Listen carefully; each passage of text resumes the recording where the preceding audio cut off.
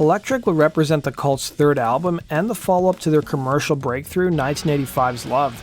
The record also represented a stylistic change for the British band, whose previous sound had been more representative of gothic and psychedelic rock.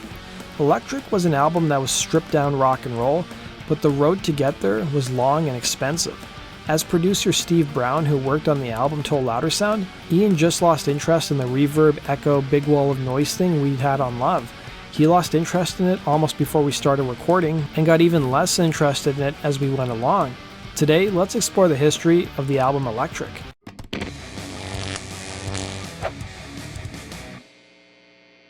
Both frontman Ian Astbury and guitarist Billy Duffy would join forces in the early 80s after playing in their own respective post-punk outfits. Initially called Death Cult, before renaming themselves The Cult, they released their debut album Dreamtime in 1984, which went silver in the UK, but it would be the group's sophomore effort Love that landed them on the map in the US. Led in part by the hit singles She Sells Sanctuary, Revolution, and Rain, the album would go on to sell at least 500,000 copies stateside. Love would be soaked in post-punk and gothic rock, a direction the band initially headed when they started recording their third album. They would team up again with Love producer Steve Brown, but something was happening in the music scene between 1986 and 1987, and the members of the Cult took notice. Heavy metal and hard rock was growing in popularity thanks to the success of groups like Metallica, Megadeth, as well as Slayer, who released seminal albums in 1986, and of course the following year you had Guns N' Roses releasing Appetite for Destruction. The Cult saw it as an opportunity. In 1986, the LA Times interviewed the members of the Cult during their Love tour, where they talked about how some radio stations ignored the band despite Love being a commercial success. The paper would read, Astbury was also discouraged because the Cult hasn't received the radio airplay in America he thinks it deserves, with the singer revealing, it's really frustrating, especially in the Midwest. You go to these radio stations that are basically playing rock music, which is what we do in the broadest sense of the word, yet they won't pick up on us because of the name or the image. The article was onto something. The band's image was in stark contrast to what was popular at the time.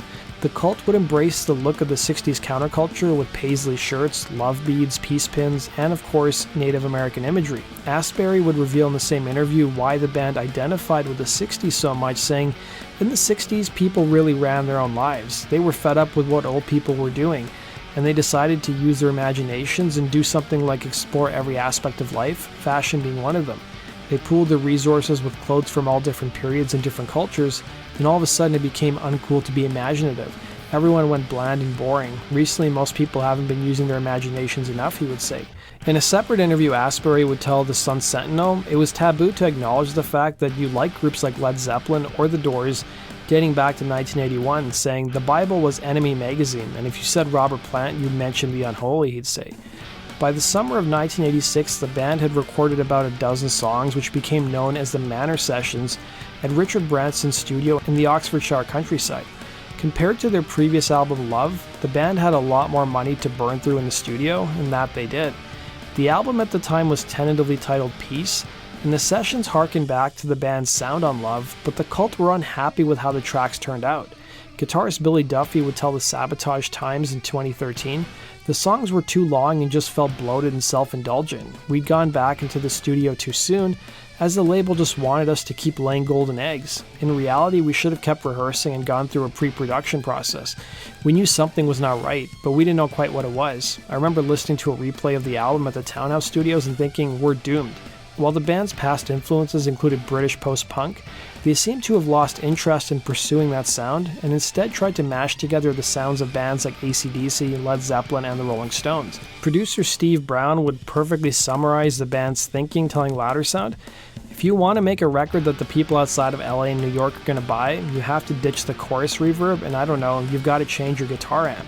After listening back to the album, the band would want to re-record the album, and it was during their tour to promote Love that frontman Ian Astbury, who was 24 at the time, was at a Toronto nightclub and heard the Beastie Boys track Cookie Puss, recalling to Rolling Stone, I was blown away by how raw and naked it was. Those productions had no agenda other than to rock, as you used to say. It was then that Astbury realized the band's sound was in stark contrast to the hard life they were living on the road, and the band soon sought out producer Rick Rubin, who in addition to the Beastie Boys, cut his teeth working with Run DMC and heavy metal band Slayer. At this time, Rubin was still living in his NYU dorm, And upon their first meeting, Rubin would tell Asbury, according to Rolling Stone, "Do you want to play pussy English music or do you want to rock?" The band's focus soon shifted to becoming big in America. Along with hiring a new producer, the band made several more changes. They moved the recording of the album from England to America at Electric Ladyland Studio in New York City, and the band also fired their British managers and enlisted a bigwig management firm from Los Angeles. And finally, the band traded in their pirate costumes for leather and denim. Some of the songs from the Peace sessions would be re-recorded to have a more straightforward rock and roll sound, and the band would also write a handful of new tracks including Little Devil, King Contrary Man, and Memphis Hip Shake. Rick Rubin would tell Loudersound what his ultimate goal was with producing rock bands, revealing, "When I'm producing a rock band, I try to create albums that sound as powerful as Highway to Hell. Whether it's The Cult or the Red Hot Chili Peppers, I apply the same basic formula. Keep it sparse, make the guitar parts more rhythmic. It sounds simple, but what AC/DC did is almost impossible to duplicate."